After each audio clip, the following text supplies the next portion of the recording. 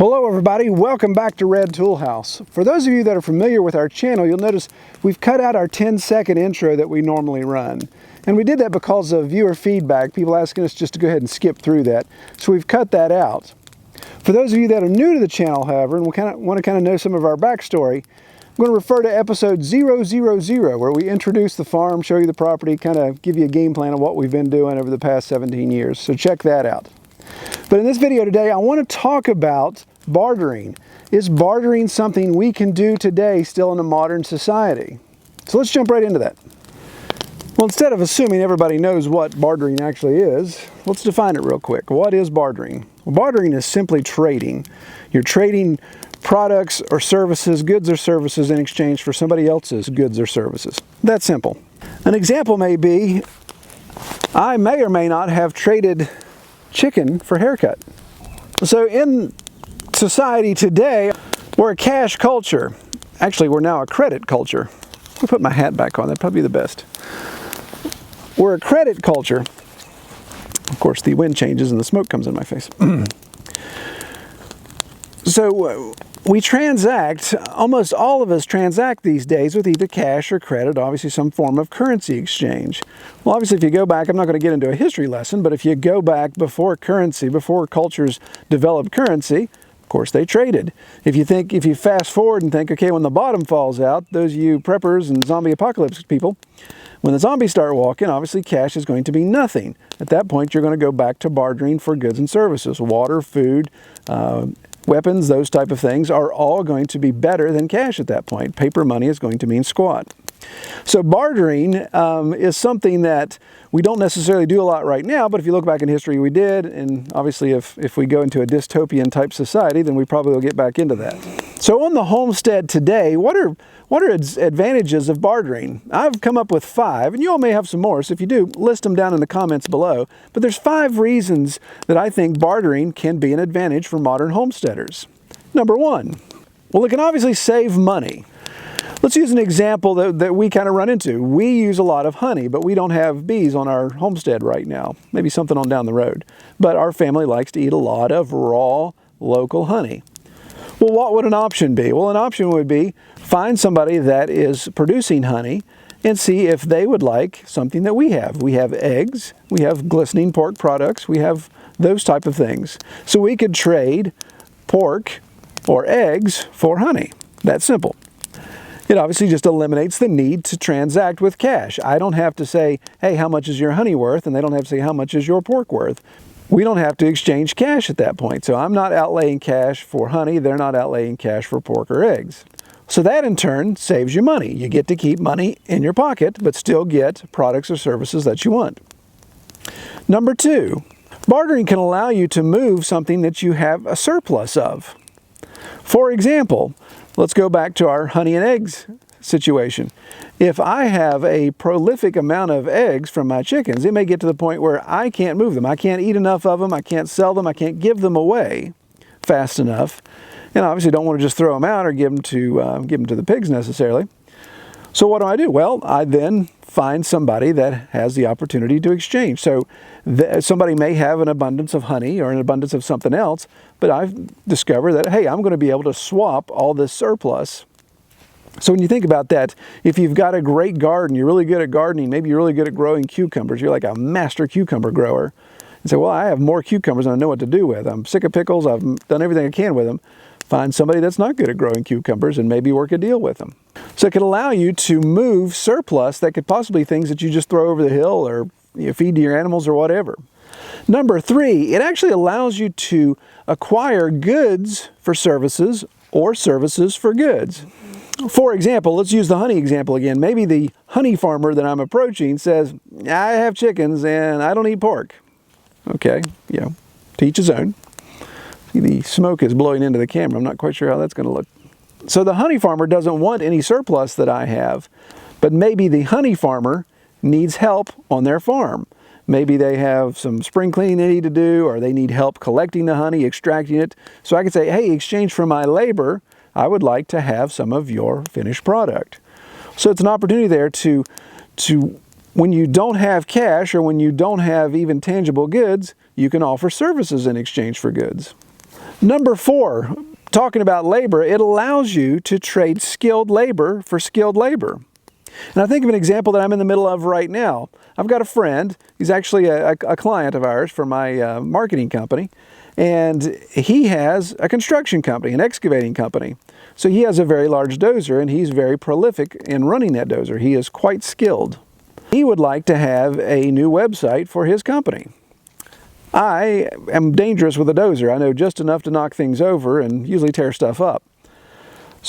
But I know how to obviously build websites for my marketing company. So what we're looking at is exchanging my skilled professional services of web design in exchange for his skilled professional services of dozer operation.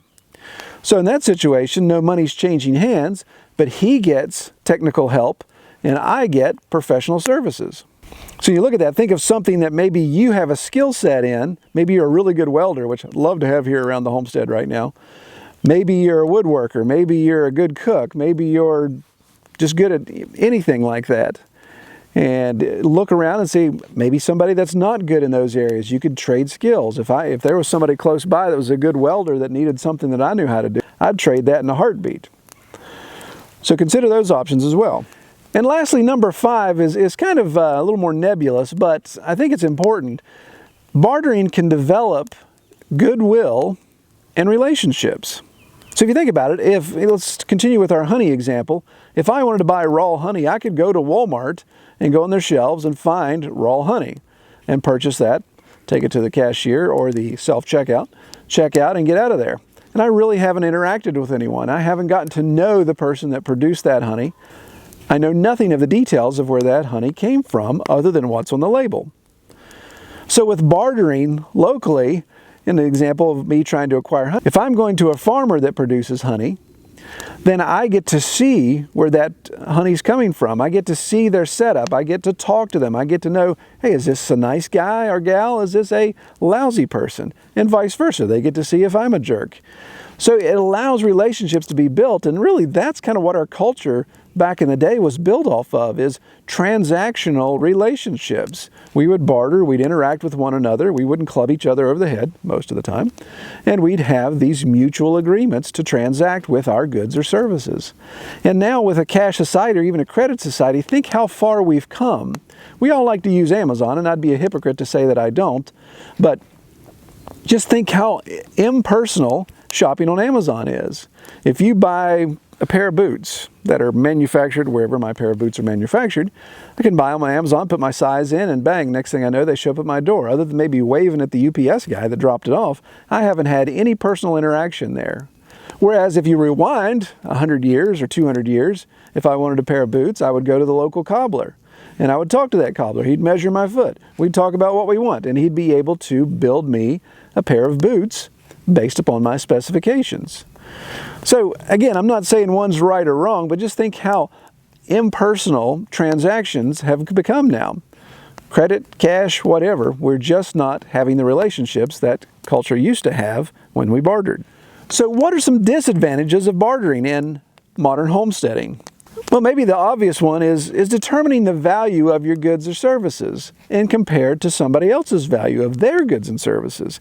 So it may be tough to come to an accord to say, well, I think my web design work is worth X.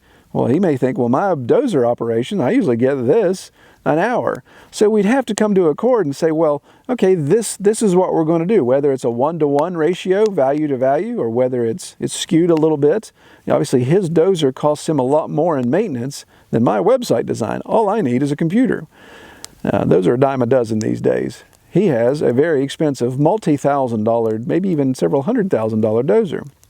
So I can see where maybe his hourly rate should be a little bit more value than my hourly rate.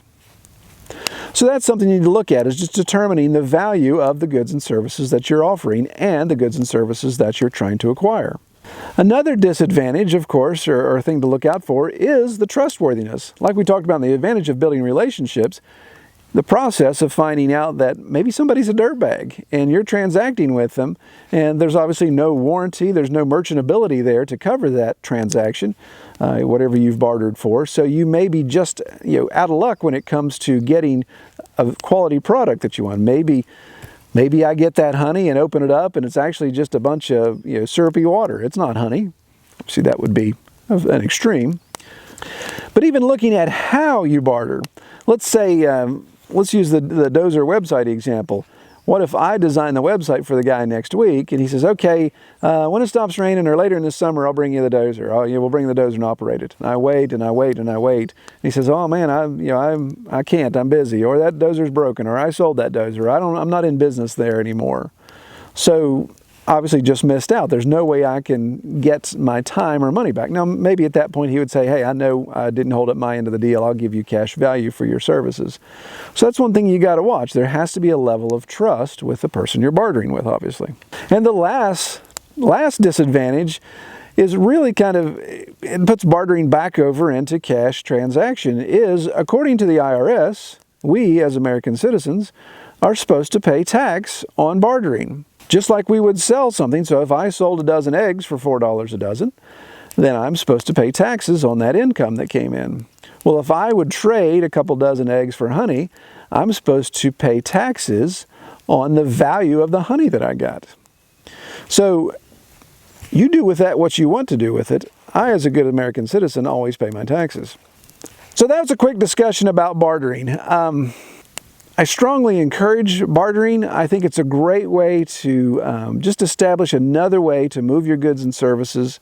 I think it's a great way to kind of honor the homestead tradition. And I think it's something we may need practice for, just in case the spaghetti hits the fan and we find ourselves in a cashless society because of a dystopian scenario, not a utopian scenario. So comment below on what you think about bartering. Let me know what you have bartered. Again, I won't report you to the IRS, but comment below and say, give me some crazy things that you've traded for. Maybe something crazier than chicken for haircuts. Comment below. If you like this video, give us a thumbs up. And be sure to subscribe to our e-newsletter. Again, we're going to start sending more robust newsletters out with more detailed information in it. And it's just kind of keep things rolling. Just additional information on what's going on here on the homestead. Check us out at redtoolhouse.com. There's a button at the bottom to sign up for that. Take care, everybody.